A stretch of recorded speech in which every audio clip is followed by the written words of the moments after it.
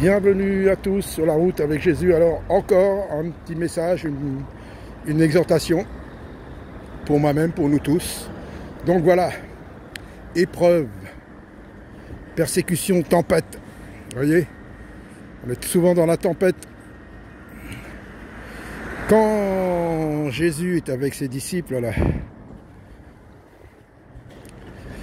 dans la barque, en pleine tempête, lui il dort. Eux, ils voient la tempête qui se lève.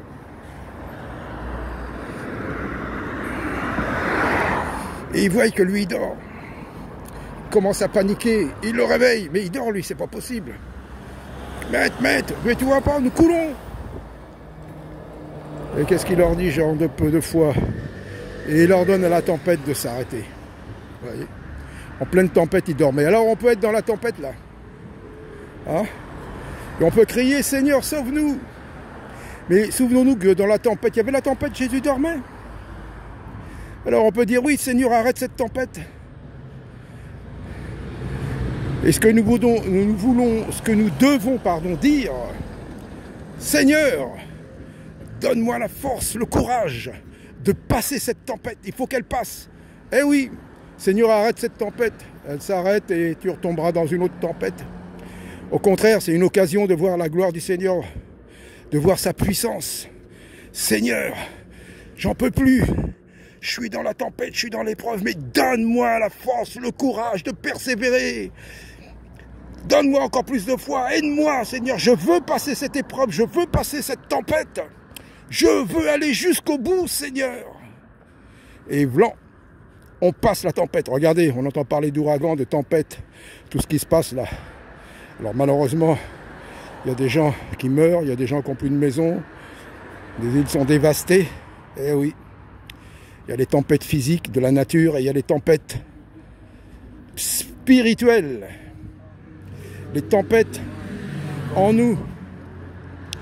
Donc voilà, ne pas dire « Ah non Seigneur, arrête-moi cette tempête, non, donne-moi la force, le courage.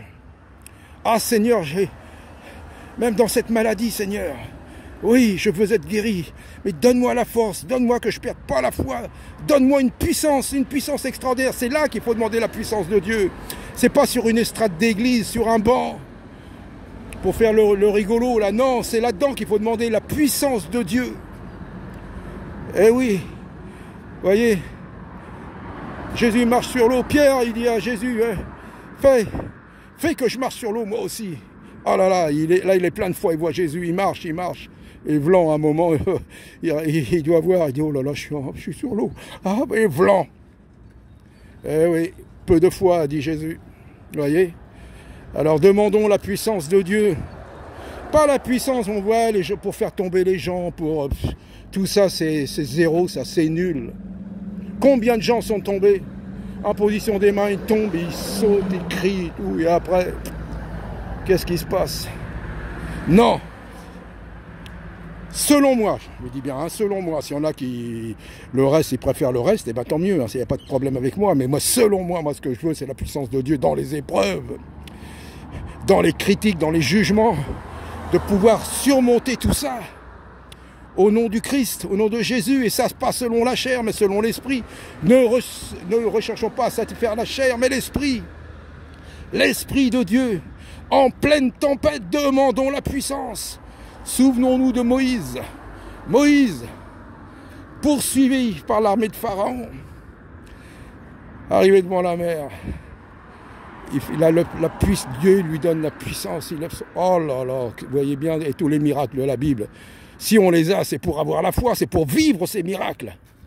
Mais vivre ces miracles quand on en a besoin, dans l'épreuve, dans la maladie, dans les persécutions, dans les guerres, dans les famines, partout, demandons la puissance de Dieu. Voilà, c'est mon exhortation du jour, que Dieu vous bénisse. Soyez encouragés, Dieu est là, mais on a vraiment besoin de foi dans la fin de ces temps-là. Alors merci Seigneur, merci, amen pour ta parole. Jésus leur dit, passons à l'autre bord. Après avoir envoyé la foule, ils l'emmenèrent dans la barque où il se trouvait. Il y avait aussi d'autres barques avec lui. Il s'éleva un grand tourbillon, et les flots se jetaient dans la barque, au point qu'elle se remplissait déjà. Et lui, il dormait à la poupe sur le coussin. Ils le réveillèrent et lui dirent: Maître, ne t'inquiètes-tu pas de ce que nous périssons? S'étant réveillé, il menaça le vent et dit à la mer: Silence. Tais-toi. Et le vent cessa, et il y eut un grand calme. Puis il leur dit: Pourquoi avez-vous ainsi peur? Comment n'avez-vous point de foi?